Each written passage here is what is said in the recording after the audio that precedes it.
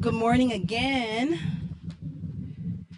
We've had just a great couple of days, those of us who've been here, haven't we? Just talking about leadership and leadership in action. And it's a real treat that we have here this morning just to continue the dialogue, and it's specific to us. The next session is entitled Leadership and Adoption, Change from the Middle. And this discussion is going to be facilitated by none other than Dr. Carol Wilson Spigner. Many of you, I'm sure, recognize her name. She currently is the Kenneth L.M. Prey Distinguished Professor at the University of Pennsylvania School of Social Work. But from 1994 to 1999, she was the Associate Commissioner of the Children's Bureau of the U.S. Department of Health and Human Services, where she was responsible for the administration of federal child welfare programs. She has been a senior associate at the Center for Study of Social Policy and a professor at the University of North Carolina at Chapel Hill, where she directed the National Child Welfare Leadership Center, and the University of California, Los Angeles. She began her career working for Los Angeles County Departments of Adoption and Probation. And I am so very happy that she's here. She's one of our, we've talked about our Minority Adoption Leadership Development Institute that's happening through the center, where we're looking at increasing the leadership capacities of emerging minority leaders from those states that have high numbers of children of color awaiting adoption and high disproportionality rates. And she has actually participated in this same session with our participants, and it was such a great session that, you know, she's coming back to us again in December for our next cohort. And I was like, we really need to get her at NASAP, because the dialogue and the information, I think, is critical and crucial to the work that we all do. So I'm going to decrease so that she may increase, and I'm going to introduce to you Dr. Spigner.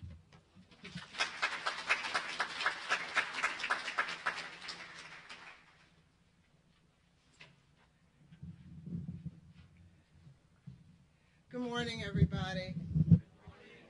How you doing? Day 3 or day 4? 3, 3.5, 4. Okay. I'm really delighted to be here. When I said some of the children I placed in adoption were at least 40 years old now, that was the absolute truth, because I started this work shortly before I was born. And the children that I served, interestingly enough, Los Angeles County, where's Los Angeles County? Okay, the children I served were in Los Angeles County. And it was the first time in that county, and perhaps in the country, that we had looked at a caseload of kids who'd been relinquished but never placed for adoption. So when those kids came into our care, they were 6, 7, 8, 9 years of age. And literally some of them are in their 40s and 50s. So, you know, I've been at this a long time. It's always a pleasure for me to be with this group, because there is so much potential around this table to help make these services work for waiting children.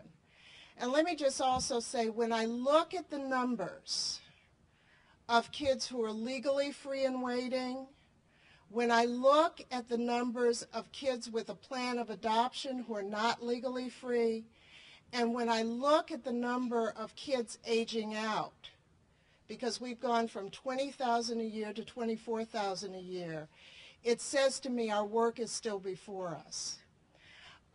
Today we're going to have what really I hope will be a combination of conversation and information. I view the folks around this table as the adoption specialists and the adoption expertise in this country. I'm not going to be talking about adoption. I'm going to be talking about how we humanize these systems so that we can make sure that children get what they need. I'm going to be asking you to think a little bit about your role in your child welfare system and how you've been able to facilitate change in the past and to think a little bit about how to facilitate change in the future. I think everybody around this table knows what good practice is. I think we live and work in institutions that don't always allow us to practice in the way that we think we need to practice. Does that make sense to you? And so part of our charge as professionals is to begin to tilt and move and shake these institutions so that we can have better results for kids. I often say to people, I often share with people that I was working with a little guy who's probably 50 now, who had been relinquished for adoption at birth. And he had been born, part of his particular history was that he had been born on the way to the hospital. He'd been delivered in a cab, literally. So as we were doing this youngster's scrapbook, he looked at me and he said, "Who is my mother anyway?" And that question has really driven my commitment. We found a family for him, we anchored him. But at 9 years of age, he didn't know who he belonged to. And we've got too many kids like that. You all know this, so I'll get off the soapbox and move on. Let me say that I hope in our time that we will have dialogue, that you'll have a chance to think about your role in the change process, and that we'll have an opportunity to integrate a set of ideas about change in a way that it will allow you to apply them to your own experience. So let me start by asking you to take a quiz. And I literally want you to take a minute and think about this. Boy, I did better than I thought I did. Okay, thanks. Oh, that's too technical. Okay, I want you to think about your own child welfare systems and think about why we need to make changes, what kind of changes we need to make, and what kind of questions you have sitting around this table about how you get from where you are to where you need to be. So just take a minute and think about that. And I want to start our discussion by exploring some of that with you. So just take a minute, think about it, put down a note or two if that's helpful. But I want you to really start with this reflection.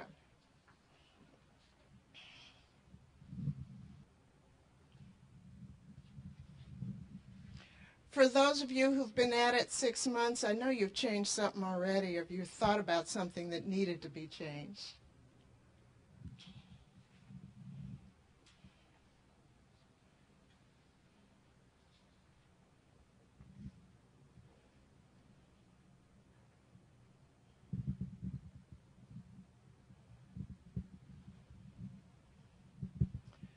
Okay, what are your initial thoughts about why we need to make change? Anybody? Don't all rush into the center of the room.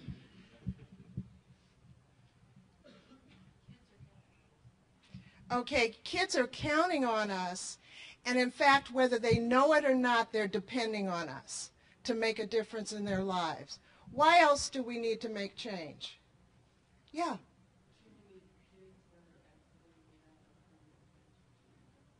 Okay, lots of kids leaving this system without a permanent connection, and in fact, as I look at those numbers, they're going to grow. If you look at the kids with a goal of adoption and the kids that are waiting, those numbers are going to grow unless we do something different. Why else do we need to make changes?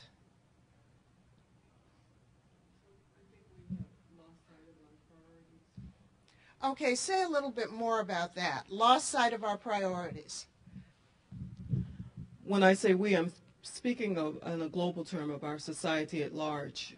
We work in this business, so when we talk about this, it's somewhat preaching to the choir.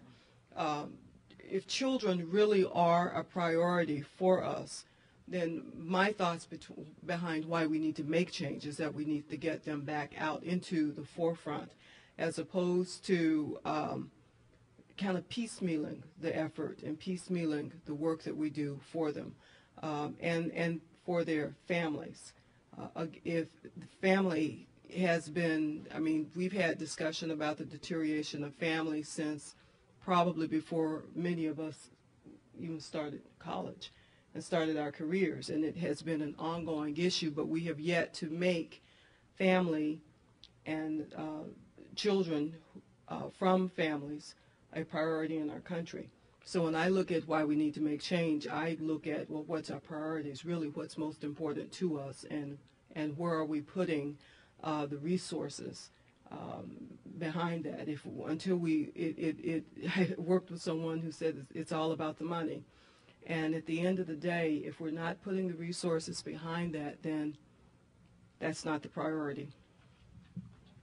Great, thank you. I have a colleague that says that a government budget is a moral document. It talks about what's important. And so part of what I hear you saying is that we haven't placed children and families high enough on the scale. I think I saw a comment down at the end of the table. I was just going to comment. In Wisconsin, I work with 27 tribes and bands, and I think we need to be more proactive in ICWA language. It's called active efforts, that we own permanency from the get-go, and we as a system own it, not just adoption owning it.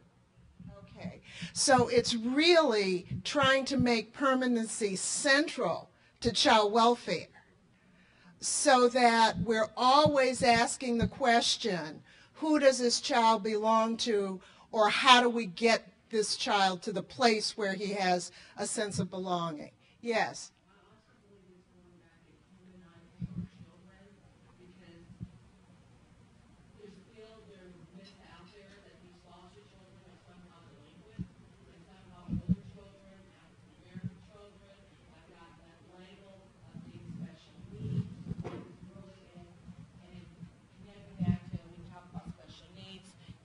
Connected to the educational system, and so we have to go back and try to humanize who our children are, and that's even with our own staff, let alone the folks in the community, because I still hear that children are not adoptable.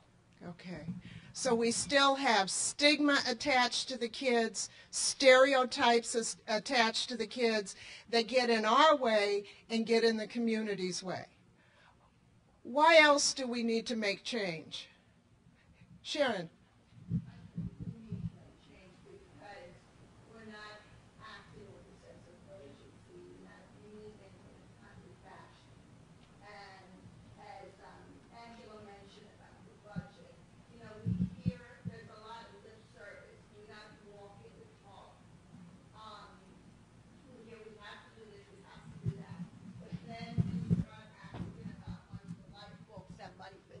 Money for that. There's no money. There's, we're cutting. And so we have to do it. And in terms of doing all of that, we really have to act with a sense of urgency. Okay. Because, these kids can't wait. Okay. And actually what I take from that is, as people running these programs, we need to act with urgency, but somehow we need to be the catalyst for the larger discussion about what resources, or we need to at least be influential in the discussion about what resources are available.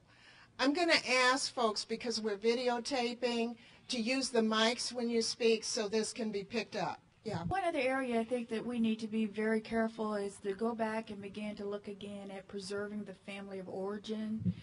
And I think that part of the change is we put so much emphasis on the back end that we have neglected the front end.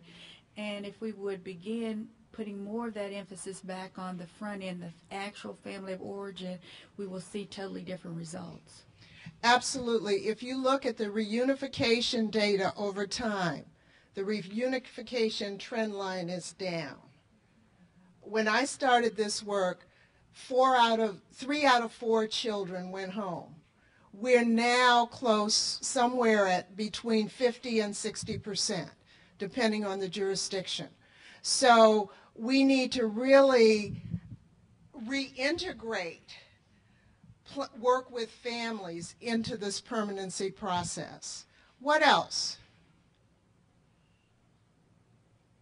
Any other thoughts about why we need to make change? Okay.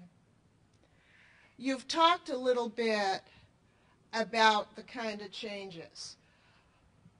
What kind of questions do you have as individually about making change given where you sit in your organizations?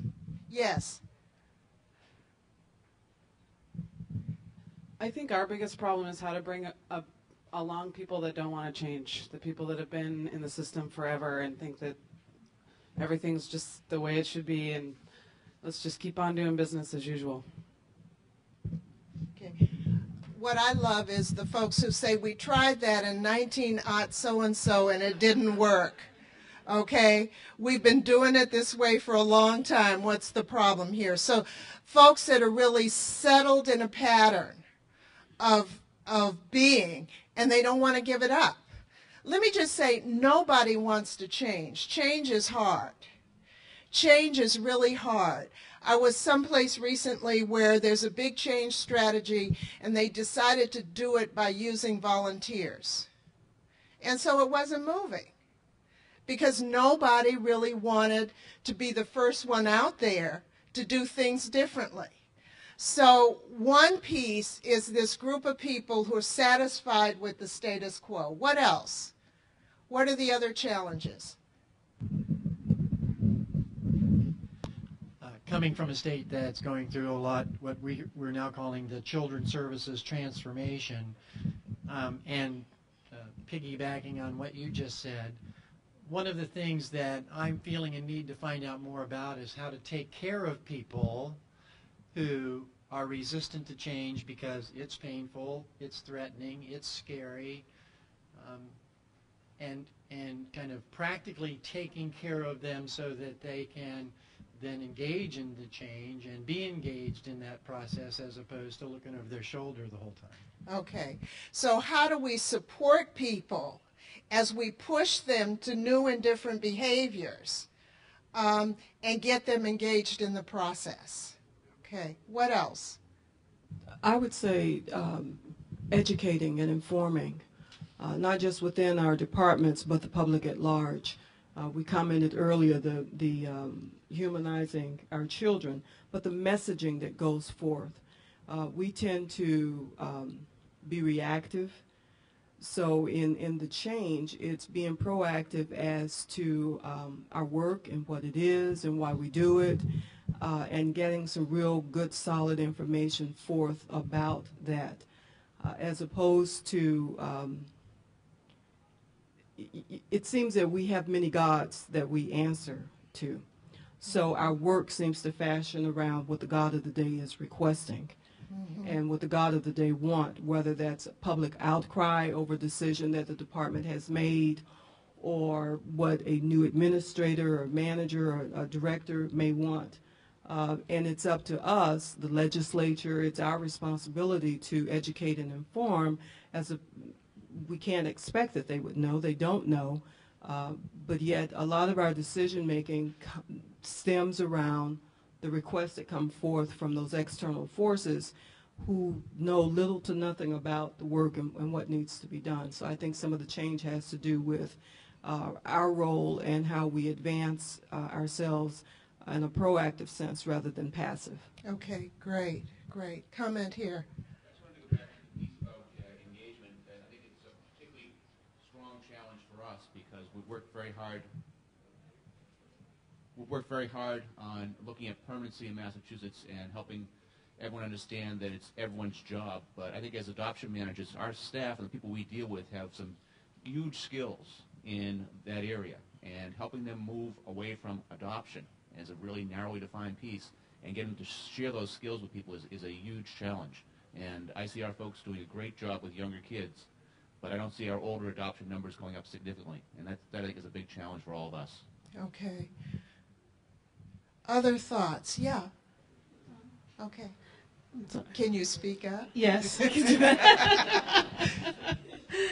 That we were talking about engagement. It's about who are we engaging. It is engaging everyone.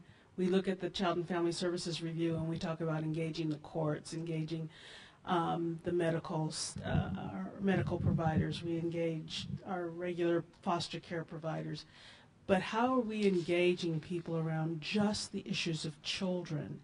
And I am yet surprised as I go to different speaking engagements and talk about our children who are in foster care, and people go, oh, I thought that the children were just with families and those families wanted them and that everything's okay. And it's like, it's not okay. Mm-hmm. Our kids are still kind of the invisible kids. They're invisible in schools unless they're acting out. They're invisible in the community. And with all the work, and thank goodness for Adopt Us Kids and all of the information that's been going out with the PSAs, but our children are still somewhat invisible, as is child welfare, unless there's a fatality, unless there's something god-awful happening. How do we engage, including the press, in making it everybody's business that children are kept safe? And as children are kept safe, that we are able to keep them safe in their own homes, in their own communities, and that if we ever need to get to this place called adoption, that the same people who help keep children safe in their communities are the same people who will help us find forever families for those children. And so I think that we have missed something about changing who needs to be engaged all along the continuum of child welfare. Okay, good. Let me take one more. Yes. Just another comment on engagement is, from what being new to my position, fairly new than the last year, making systems change in California. I'm seeing just engaging within our department for getting people on the same page, getting them to buy in to what's important, which is the children in California, and also engaging other departments such as mental health at the table. Mm-hmm. So. Okay. So we've got different kinds of engagement pieces. Who should be engaged? I think yours has an engagement theme to it, because getting the adoption folks to really interact and share their expertise with the rest of the system sometimes is a huge challenge. But different kinds of engagement themes. Okay. Let's shift a little bit, and I want to ask folks, this is more technology than I can stand, but okay, this is what we're going to try to do in the time that we have. One, understanding how to lead when you're not at the top of the system, because our big challenge is, while you're head of programs, you're head of adoption programs, much of what you do depends on what happens in the foster care program, what happens in the investigation process, what happens in the juvenile court. I mean, you're in charge, but the question is of what? Do you know what I mean? That you operate in a very complicated network, and all the pieces have to come together in order for us to really be effective achieving permanence for kids. And I'm going to use the term permanence because I think we've kind of polarized reunification and adoption. But if we're going to talk about achieving permanence for kids, we need to understand how to lead from the middle. And that means leading up, leading down, and leading across. It's a 360-degree leadership challenge. So we're going to talk a little bit about that. Most of you know this, but I want to talk just a little bit about where power comes from and the different kinds of power and how we can use them to begin to move systems.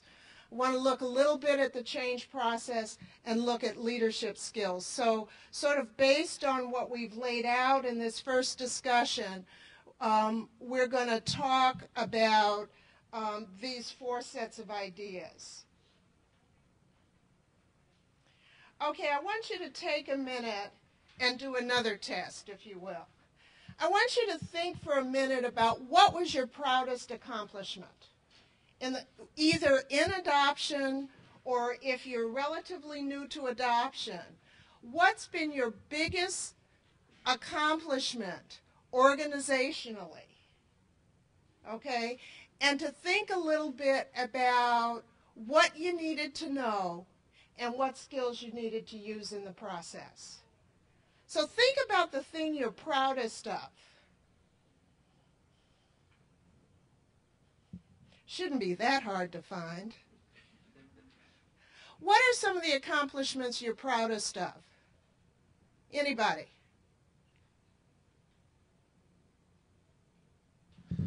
We implemented a redesign of our system to emphasize concurrent planning, and it's really made a dramatic difference in the practice that we have, and we're really, really proud of what we've done there. Okay. Okay, good. So you really implemented a concurrent planning strategy, and you're seeing the results. Absolutely. Okay. What other kinds of changes have people made that they're proud of? Colorado. We're really proud that we were able to, once the legislation was changed around the family preservation dollars, that we were able to actualize those dollars directly to adoptions so that we were able to set up statewide post-adoption services. It doesn't make any sense to get the families to the table and have them adopt and then not be able to support them in their lifelong process. And so we're really pleased about that. Okay, great. Tell me your jurisdiction. Okay. In the last 5 years, we've been able to change the attitude of our service staff and our direct managers so that they now expect that children over 18 are going to stay in care rather than celebrating the day they turn 18 and leave our care. Whoa, great, great, absolutely. What else? For Texas, moving our family group decision making, we did that when children were removed, and moved it to family team meetings at the time of investigation, and we've diverted 1,300 children from foster care. Wow. And that is really stabilizing children's lives. Okay, who else has an accomplishment they want to elevate? Oh, I don't believe this group is only doing 5 things. Couple more.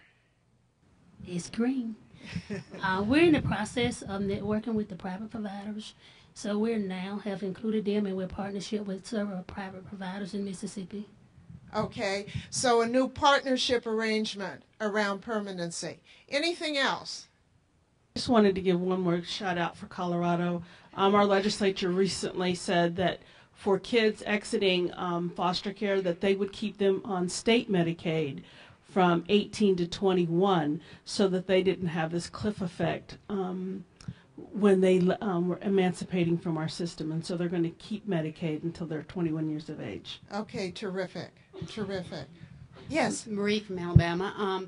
Our state, we struggled about 3 years ago because there was sort of a turf issue between our foster care and adoption programs. And is this the only agency in the country that has this problem? I just thought I'd check.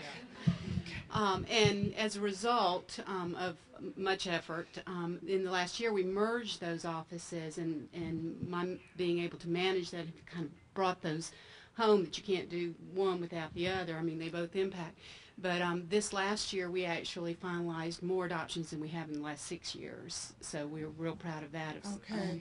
And another thing that we have done is partnered with some private agency to help us identify resources for special needs under a contract that also provides post-adoptive services. So there's that continuum of they identify the homes, recruit, train, do the home study, and then are able to provide the post-adoptive services. So we're real proud of that. Okay, terrific, terrific. Here and here. You're It's on. green. Okay. I'm probably most proud of the fact that about 10 years when Jane left, we had started a process where we were changing the roles of the adoption specialists, where we were actually getting involved in the cases much, much earlier. Since that time, we have seen an increase in the number of adoptions, but most importantly, I think that we have changed not only the adoption workers' understanding of what happens with children at the end, but we have made an impact on the foster care system, permanency planning workers, and because we're at the table earlier, I think we're beginning to change the message, not related to the very end of the process, but the beginning of the process. Okay, great. Yes. We're currently in the process of really developing an identification of what permanency is. What does it mean? We have a permanency group at Health and Human Services in Maine of upper and middle management, public agencies, WILET, which is a youth advisory board, to identify the definition of permanency, what does it mean to older youth, and to really get the message out to the public and to the legislature. Okay, great, great. Okay, let me ask you, as you think about these changes that you've been able to accomplish, and I'm assuming that the people who are silent have made major changes, what kinds of skills did you need to make these changes happen? Anybody? Persistence, that's an attitude. Persistence is really to keep at it and keep at it and keep at it. Okay, what else? For me, it was being able to take risks. I was in an agency that was scared of going outside the box and thinking, and my thinking was in that direction. So some of them think I'm crazy, but there is a difference between taking risk and being reckless. But I think it was being a risk taker that really helps. Okay, thinking out the box and being able to step out the box to what I call take reasonable risks. And I like your notion, the difference between risk and recklessness. Okay, but really pushing the envelope. For Texas, we really let our data drive a lot of our decisions, and I think the biggest risk that we took was really looking at institutional racism and doing training on undoing racism with all the state and regional management, and not just one time but on an ongoing basis, and having discussions about how we looked at our families, because our data told us that there was a big difference in how we were treating families. So we let the data drive our change. Okay, you want to plug your monograph while you're at it? The Casey monograph?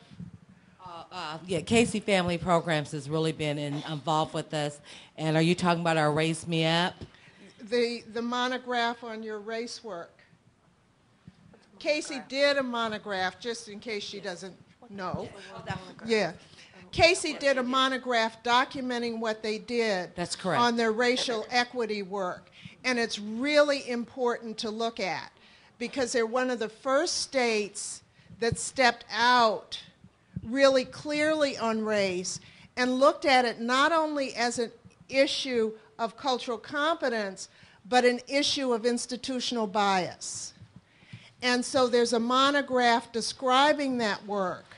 But the two things she said that are really important, number one, using your data.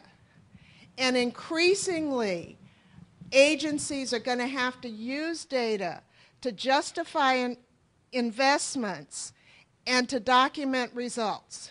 So using the data and then really taking risk in terms of looking at the institutional constraints against permanency for children. Okay, who else? I saw someone else along here. Yeah. As an agency, as a public agency, I think we have come to realize that we cannot no longer operate in a vacuum and that we cannot do it alone. So we are continuing to develop, serious partnerships with other agencies and community agencies as well. Okay. Alliances. I'll talk about this a little bit later, but when you risk, you don't want to get out on the limb by yourself. You want other folks out on that limb with you. So in this process, it becomes critically important to develop allies and alliances to move the work. Yeah. Helpful to predict where the resistance was going to come from and to reach out to those folks first and, if not actually get them to partner with us, to at least detune their criticism and give them some facts to try and ameliorate what was going to come back to us when we rolled out the program. Absolutely. Anticipate where the problems are and actively work to minimize or contain them or persuade them, as well as bringing along the allies that you know are with you. Thank you. Critical for us to make sure that the folks that were a part of our organization understood the process as we were moving along, so that they could also be the witness out there in the field and be willingness to negotiate whenever that was possible, so that you weren't just rooted in a position, but you were able to give and take a little bit also. Okay. So flexibility and a willingness to focus on the goal and not get stuck on a specific step. Okay? Anybody else?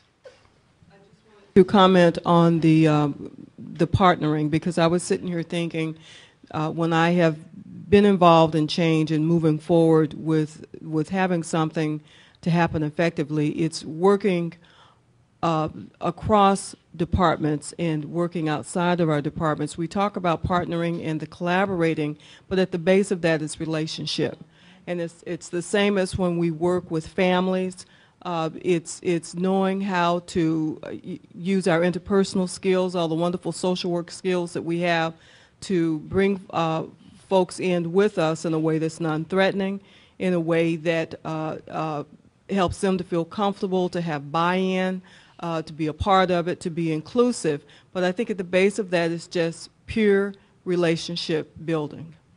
Okay, you've been trying to get into this. Yeah, because I'm so shy. Yeah, Wisconsin's a county-operated system, and I think in what my focus has been the last 10 years, and the reason I came to the program, and I think from a skill set perspective, is we are now facilitators of permanency.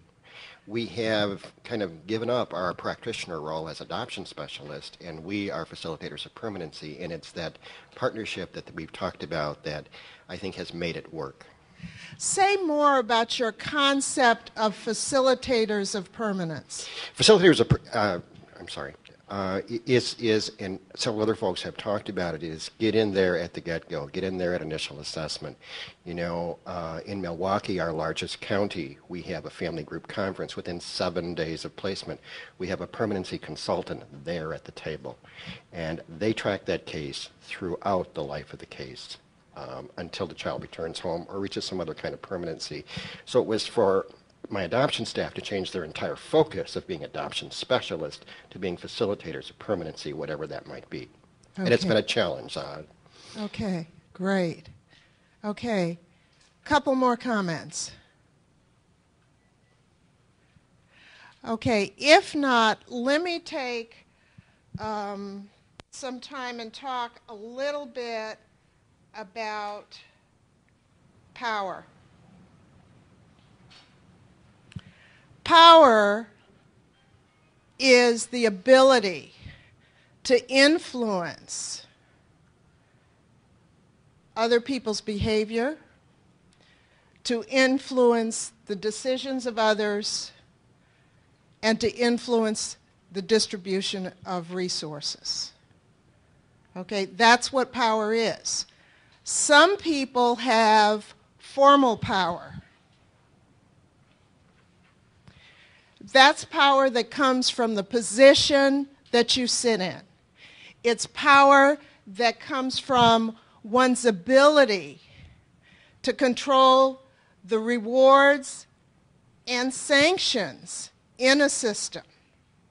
Now, I saw a little flutter down there. What are you thinking?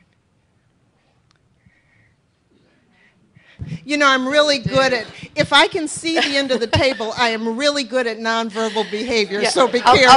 I'll make sure and keep that in mind and not make any. Yeah, just be still. I'm Maggie from West Virginia. I'm in a little bit different position than I think most of the folks here. I think most of y'all are actual managers of staff and that type of thing. And where we are, I'm the policy specialist for adoption and legal guardianship. I hold no power. I don't control anything as far as the rewards and sanctions. Our commissioner or the actual program manager will say, okay, Maggie, you need to do this. We're trying to make some changes. And I can write the policy, and I can say this is the way it's going to look, and I can call meetings, and I can have meetings, but I don't have any real way of getting the buy-in from the field staff or the supervisors, because they don't see me in any kind of a role of formal or informal power, really. So I'm here to learn from you guys on how to step it up a little bit and actually gain some control and some power without being a dictator and without being the evil one. Do you know what I'm saying? Ooh. I love these associations with power. Dictator and the evil one. Okay? And in my state, that's how it's seen, unfortunately. It really is. There's a lot of issues around that. Okay. Don't sell yourself short, first of all, because policy is a lot of power. It dictates in many ways, or guides. I think I like the word guide better than dictate, but it guides what our driving principles should be. And so therefore, while you may not feel like you have the power to implement that policy, if you engage the individuals who do have that direct, as you say, reward or sanctioning body to buy into the power and develop it with you, then you're going to have a whole lot more power than you're giving yourself credit for. Well, and we've been trying to do that, and I actually put what my project is on hold for about 2 months because it was getting very adversarial. And I thought, okay, we need to back off from this for a little while. And I have done no work on this one project for about 2 months to give the field staff and the supervisors a chance to settle down a little bit, maybe think a little more clearly on what it is we're trying to do. And then after this conference, I'm going to go back and I'm going to call another meeting and try to start it again. And I need to have a little bit different approach to it this time because it is a directive from our commissioner. So it's not an option. We have to do this. So, but I got to figure out a gentler way of getting some buy-in. Okay. That connects back to the engagement theme. How you engage people both below you or who have to deliver the service, and how you manage it up as well. And so while you don't run the program, the policy pin is really powerful. And don't minimize the power of the policy pin. And the question is how you begin to mobilize people around it. And I hope as we go through this we can be helpful. Okay. Anyway, how many of you feel powerful in your organizations? About 50-50? Okay, for those of you who feel powerful, why do you feel powerful? My power is not really this formal power. It's a power of influence. It's about engaging and bridging relationships so that we can at least sit down and talk. And I attribute that to the fact that I was a consultant for many years to the counties, and when you deal with different counties, you have to deal with them differently and how to engage them and approach them and get them influencing. So even though I don't want to brag about being powerful, I do think that I can instill change and dialogue around change. Okay, great. Who else? Yeah. Well, I think that, I often get a seat at the table where the decisions are being made, whereas the folks in the field don't. So I think that in itself brings power. I can be sometimes the voice for the people out in the field doing the work, And so I think with that, just having a seat at the table sometimes brings power. Absolutely, absolutely. Yes. I personally don't feel like I have power, but I think I'm influential in some decision making because I'm the one with the knowledge regarding adoption, where somebody with more power may not have the knowledge. Exactly. I think you guys have, go ahead. Power because of people have respect for the opinion. Okay. So it is that the expertise piece. Okay. Yeah, because there is not only formal power, and you guys have really nailed it, there's informal power. And the informal power is about your knowledge base, your experience, and it's about your ability to make connections to other people, to really engage. And the best leaders, if they're in formal positions, the best leaders have a little bit of the informal stuff. Part of what you were describing in West Virginia may be too much reliance on the formal power and not enough reliance on expertise and engagement. So that if you're not in a formal position, the way you build your ability to influence others is by maximizing what you know about the work and sharing that, and in maximizing relationships that become the network in which your expertise is used. So even if we don't have formal power, the extent to which we're able to build a sense that we know what we're doing, we know what the experience is from the perspective of kids, from the perspective of frontline workers, from the perspective of families, and get that into the decision-making dialogue. And the extent to which we build respect among our colleagues because we're reliable, predictable, we do what we say we're going to do, all increases our ability to influence. And I just want to say, I don't think we should be frightened of using the term power. We just need to understand the different dimensions of it and use it very, very carefully. I think one of the biggest things I learned when I was at the Children's Bureau in like the third week of the job, you know, I had never worked in the federal government. I'd done a lot of things. I went out and gave a speech. Well, I'd given speeches before as an academic from somewhere who knew something about child welfare. When I got back to the office, my staff said to me, "Oh, they already called us and told us what you said. They're quoting you on this, this, and this." You think that changed the way I moved my mouth? No, I'm serious. Because the thing that happens with formal power is people attribute it to you even when you're not ready to manage it. They attribute it to you because of your position. And so you can't make a wisecrack.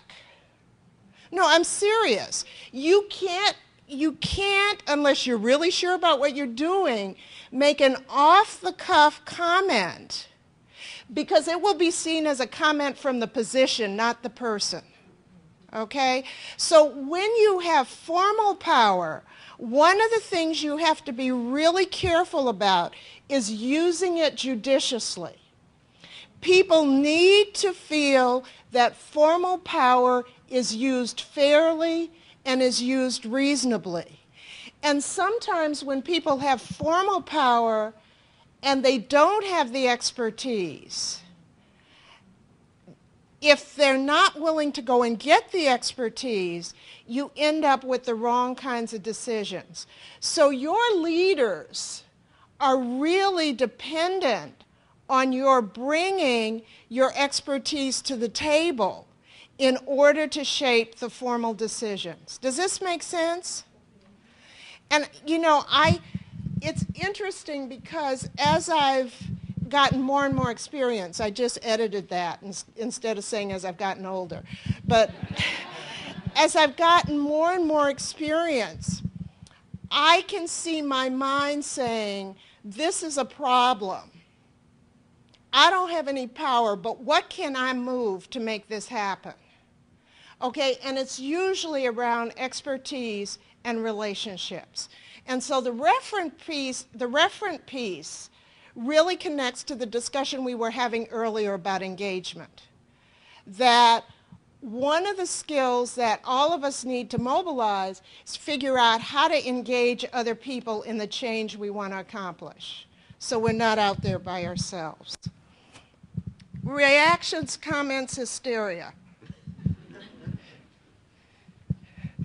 Okay, the next slide I'm not going to go through except to ask you to think about this. We've started some of the discussion, but to think about this in the context of your work.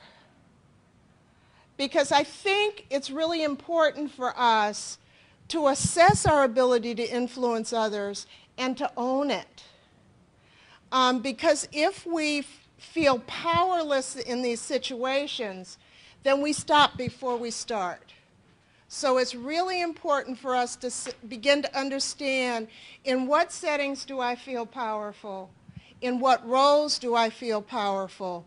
What factors influence my power? And when am I willing to go out on that limb and think outside the box? So we all have to do a kind of individual assessment so that in the moments where we feel like we really want to step back, we can push ourselves out there. And that means we have to understand some things about ourselves. Okay, I want to talk a little bit about steps in planning change. And I really want to talk about four general steps. This is not new information to you. Anybody who's sitting at this table has been through this process. So it's just an opportunity to think about it in the context of this discussion. I think the very first thing is we've got to do a really good problem analysis. How you define the problem sets up the solution. So we need to be extremely thoughtful about how we really describe what we think is going on. Does that make sense? It's really abstract. But when you say a problem is that we haven't recruited enough families, then your strategy is to expand recruitment.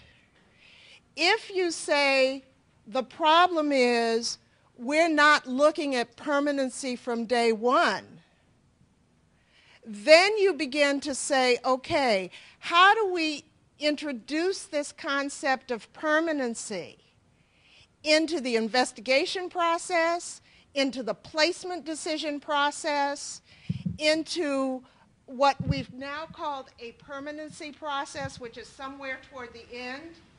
So how you define the issue that you're trying to solve really drives you to a solution. And I think all of us, everyone in this room, are really quick to define a problem without really being deliberative.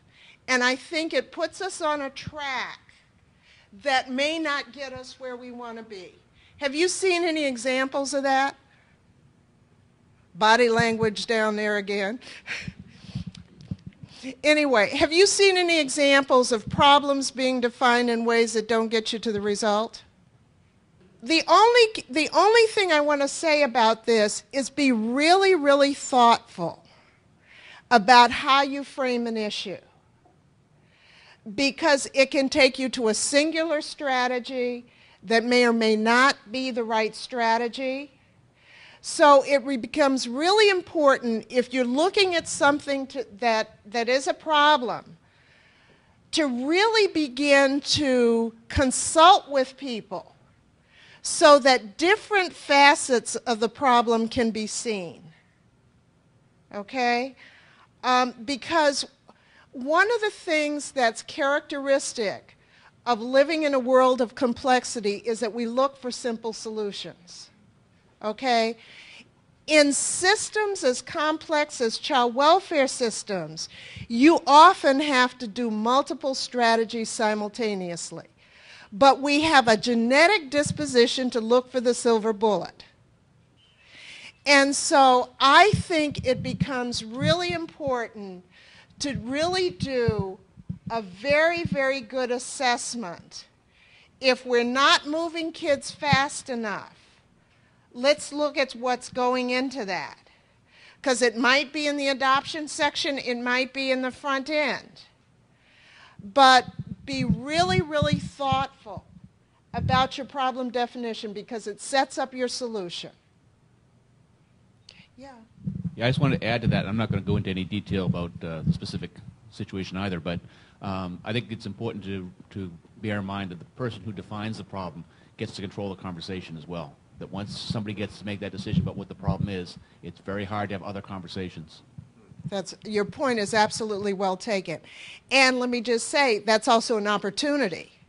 That if you're in a position to define the problem, you really put boundaries or expand the conversation depending on how you do that. So it locks you in, but if you're in control of that framing, it can create an opportunity. What are people thinking? Is this making sense?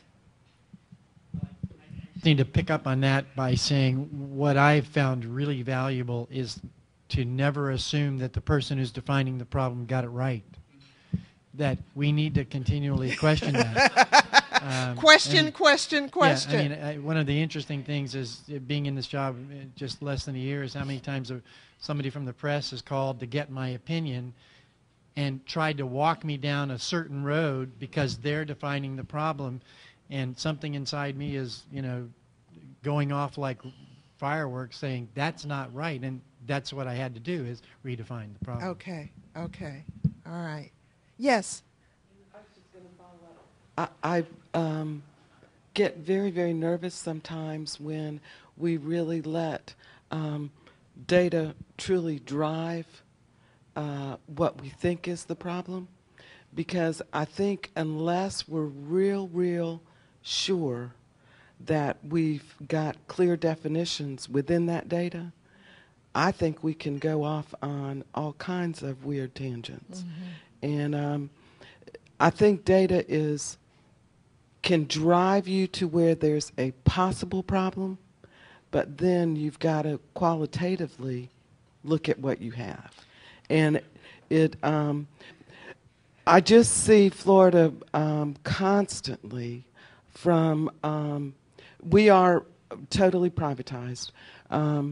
So there is a need to look at the data because the systems of care of our 22 community-based care agencies are different. So we're constantly looking at this data, and some of the measures, some of the definitions, they're just, I just get so scared that we constantly are looking at the data only. Mm-hmm. And I think it can drive you to where there's a potential problem, but I don't think it clearly defines it. I really don't. I think the data identifies an issue. It doesn't give you a solution or an understanding of the dynamics of that issue. Okay? And so that's why I think in this problem analysis process, you've got to talk to lots of people because there are lots of moving parts that need to be considered, okay? The second piece of planning change is setting goals. And it's always important to ask the question, how will I know when this problem is solved? What will be different in the data and in the operations that tells me that this has gone away? We do a lot of change planning without doing the goal-setting stage, which is to ask the question, what result do we want? And so this becomes an important part of the process. And you can have quantitative results and you can have qualitative results. And I always argue that those two things have to be combined, because you can get to the right result with the wrong practice. So that we really need to blend both quantitative and qualitative measures. And I think the final thing is to look at alternative strategies. Look at whether you need single strategies or multiple strategies. Look at whether they need to be simultaneous or phased. But really think through the strategies. And then I like to use this little framework. Requires you to examine both the feasibility of a strategy and the impact of a strategy. And so clearly, you want to move to strategies that are feasible, which means it's highly likely that we can do it and are going to have high impact. I mean, you really want to be in the high impact area. You don't want to be down here where something is hard to do and is not going to make any difference. So you need to always be asking these two questions. How likely is it that we can put this strategy in place? And secondly, what's the potential impact if we put it in place? And so I always think this is a useful tool to think through the alternatives that we're exploring in relation to a problem. And impact needs to be tied to the goals that you've articulated for resolving a particular problem. This actually ties into your comment from earlier this morning, our earlier discussion. One of the tools that I think is really useful, and again, this shouldn't be new to you. You should have gotten it somewhere in your preparation to do this work, is to really do a kind of force field analysis, which simply means sitting down and listing what factors are going to support the change you want to achieve and anticipating where your resistance is coming from or the things that are going to get in the way.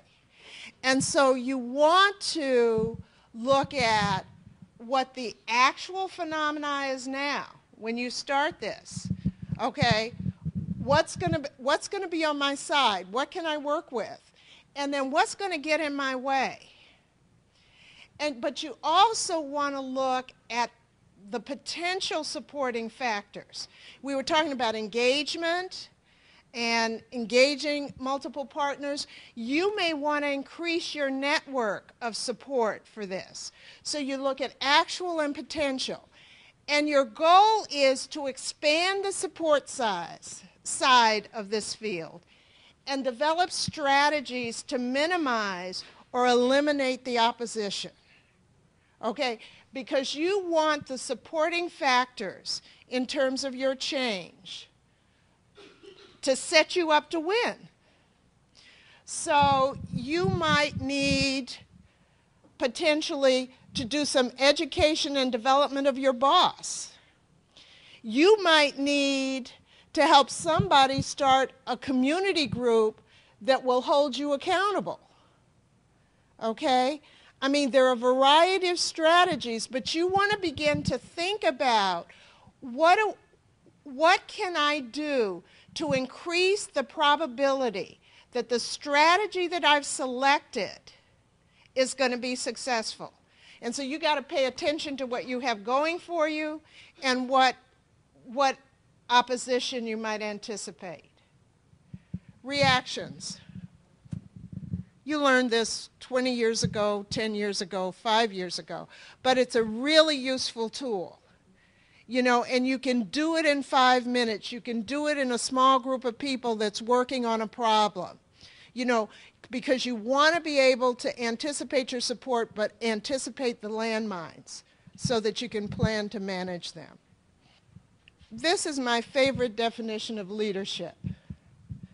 And, you know, it's not an unusual one, but it's getting extraordinary things done with ordinary folks. Okay? And it is It is about making change, going in a new direction, but using the human resources that you have and their gifts to make that happen. Now, the work that I like best on leadership comes from a man named Warren Bennis. Warren Bennis teaches at USC, and he's done a number of books on leadership. But he identifies a number of leadership behaviors that are critical to getting extraordinary things done. The first is to have a vision about where you want to go. And in part, that is part of the issue analysis and problem analysis. I mean, you've got to be really clear about what you want to achieve, because your next important skill is to be able to articulate it in a way that the people you need to engage understand. So you've got to have a vision about how you want adoption to change, how you want permanency to change in your organization. And you've got to be able to articulate it in a way that's clear to your audiences, and you have multiple audiences. You have staff, you have the people above you, you have people in the community, you've got the legislature at some level that wants to know why those adoption subsidies are getting more and more expensive every year. I mean, you've got a lot of different audiences. So you've got to be able to articulate that vision in a way that all of the audiences can understand it, and in a way that it's consistent. And I say those two things because your audience changes doesn't mean your vision changes. And the worst thing you can do is sell one thing to one audience and another thing to another audience, because it blows your integrity. So you've got to be able to be clear about the vision, but be able to talk about it in a way that is both consistent and tailored to the audiences that you need to engage.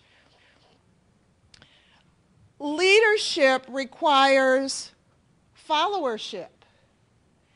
And so the next important leadership skill is to engage other people in the vision.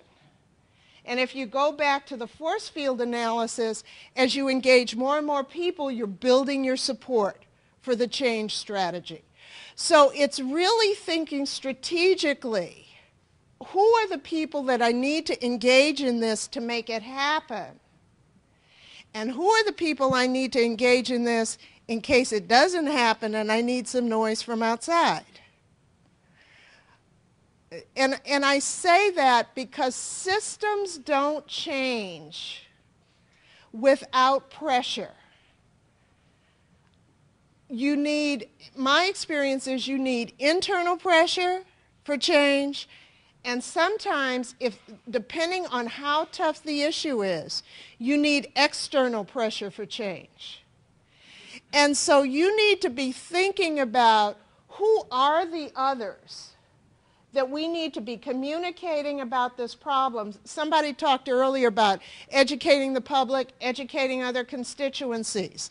Really need to think about who the others are and how they're going to help you move toward the vision. Customer focused. Good leaders really focus, in our language, on the results for kids and families. They focus on the results. Good leaders take in feedback from customers or clients. And let me just say, child welfare has huge challenges in hearing from our client base. We are getting better about hearing from young people. We've always been pretty good about hearing from foster parents. We're really mixed on birth parents, okay? But good leaders want to know, how does this service fit where the rubber hits the road? And they use that data to help continue to shape the system. And so this notion of customer focus or client focused is really important. Focused on results. I mentioned that. We had this discussion about data, but we really need to pay attention to whether we're really achieving permanency, and I use that term broadly for children, and stability for them and their families. Bias toward action. I love this. There's a chapter in this book that's called Aim, Aim, Shoot. No, shoot, shoot, aim. I can't, whatever it is.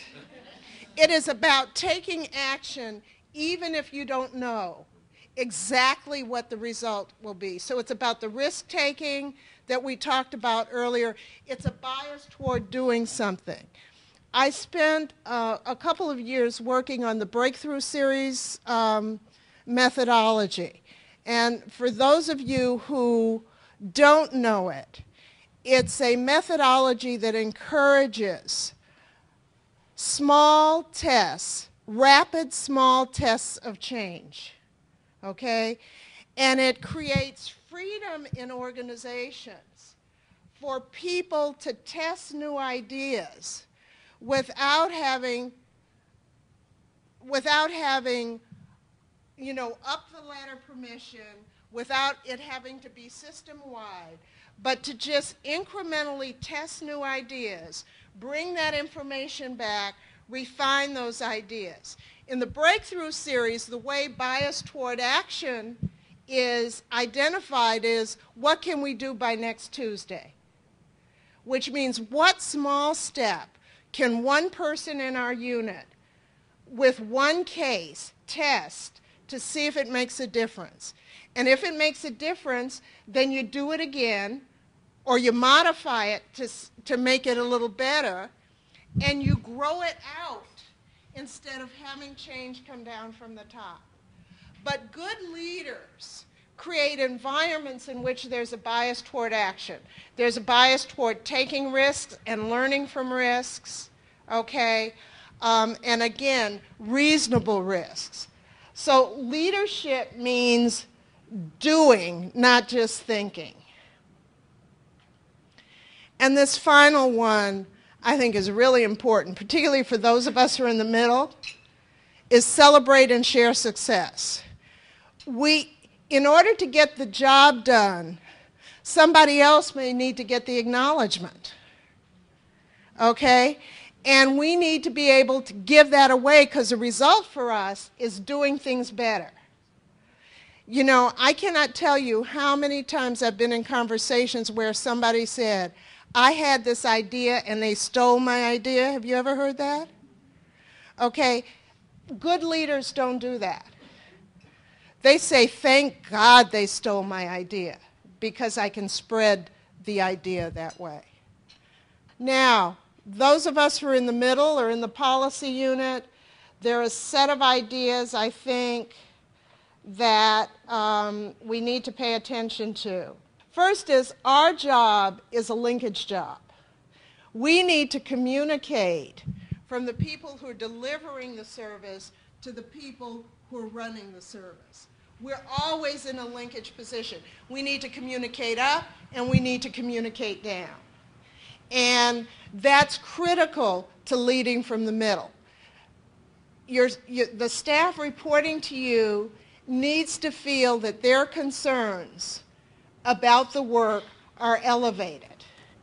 And the leadership needs to be informed in their decision making by the experience at the front line.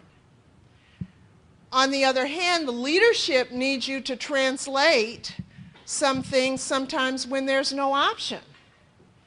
And that's your job, but it's to put it in the context of the particular pressures or situation from which they come. The second big idea is that units can be laboratories for change. And I think that this is probably an underutilized notion, that you can have one unit in a particular place that tries something and tests it before it then gets elevated for system-wide, and you've got some evidence about whether it works. And all of you know in your organizations, there are, I hate to use this term in Washington, there are some mavericks. It's taken on more politics than but there are some people who are willing to take risks, who have good ideas, who are creative. Structure a way for them to explore those ideas and bring the information back.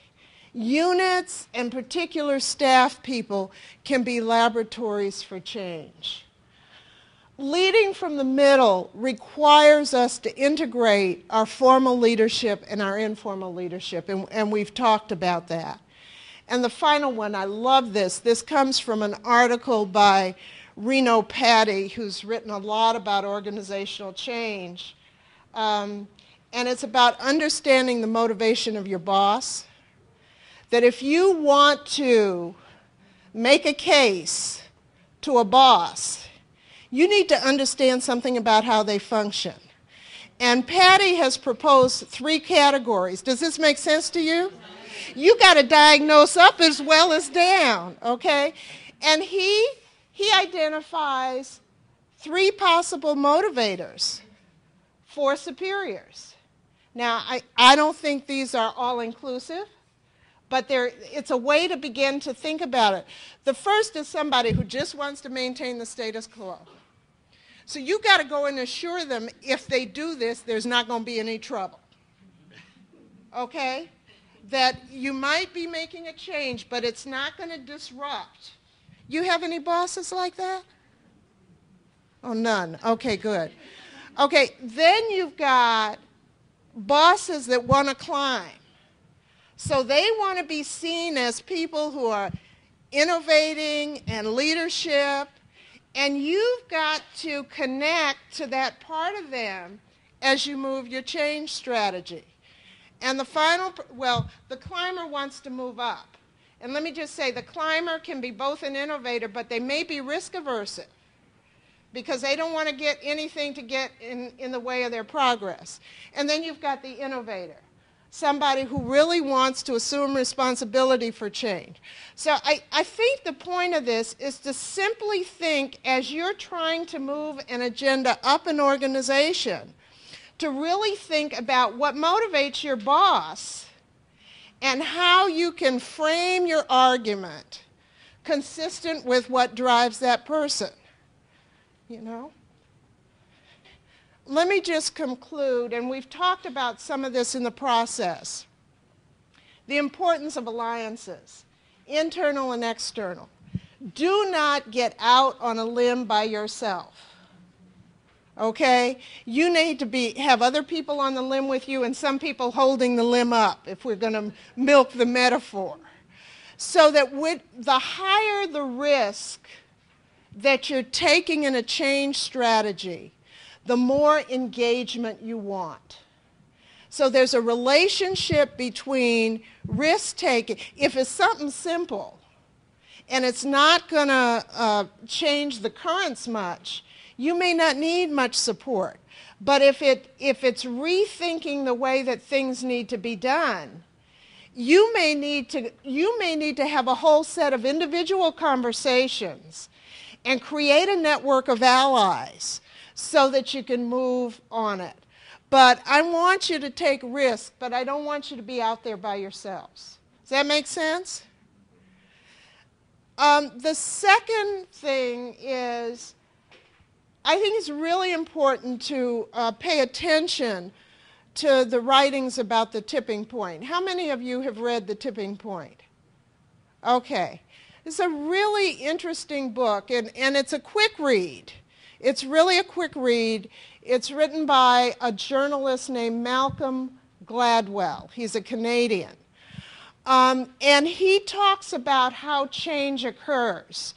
And the metaphor he uses is, you know when you're filling a glass and it gets right to the rim, and then if you fill it just the right amount, it's over the rim but it doesn't spill. But then you add the next drop and it spills. That's his metaphor for spreading change. And he talks about how most change exists within the potential, or the ideas for change exist within an organization.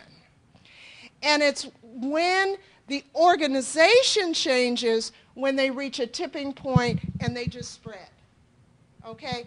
So sometimes what this says to me is sometimes you need to take a small cadre of folks to work a practice, get excited about that practice, and it will take off. I was working with, is North Carolina here? Yeah. I was working with a group in North Carolina, one of the counties, and they wanted to do family team conferencing. And nobody wanted, particularly in a broad scale, to do it in this agency. So they found 4 or 5 people who did it, had good experience, started buzzing about it, were willing to facilitate conferences for other people. And within about 5 months, they had so much enthusiasm that people were then asking to be trained in order to do it. So this notion of the tipping point is that you have small pieces of change that may already be in your system or that you can stimulate. And there's a contagion that can attach to them that can get you to the place you want. So I think that's an important idea. Third idea is really think about the timing of change. That you have to find opportunities. Sometimes it's somebody like me who's a new boss who doesn't know what they're doing. So I'm glad for anybody to tell me what to do. Okay? You got to think about the timing in terms of other things that are going on in the organization, and think about how all the different pieces connect. I think it's really important, we've talked about this, framing messages so they'll be heard. That we can have a conversation in this room and most of us will understand what other people are talking about. But as we get further and further from this room, our language is not their language. And so we need to be really thoughtful about how we communicate our issues. And I think we started with that. Persistence is really important. Learning from our failures. I think one of the most important things is when something doesn't work, let's at least debrief on why it didn't work and what might have made a difference. And I don't think we take enough time in our organizations for a whole variety of reasons to do this. And finally, momentum is built by creating small successes and acknowledging them. That particularly in an organization that's aversive to change and aversive to risk, which is what, I mean, bureaucracies were designed so they wouldn't change. So creating small successes, celebrating those successes, begins to create momentum and a climate where people really believe that change is welcome and it has potential for making a difference. And that's the final word. The potential and the responsibility for change rests with each of us. And I think we have to exercise it wherever we sit. Not always fun, not always easy, but mostly rewarding. So thank you.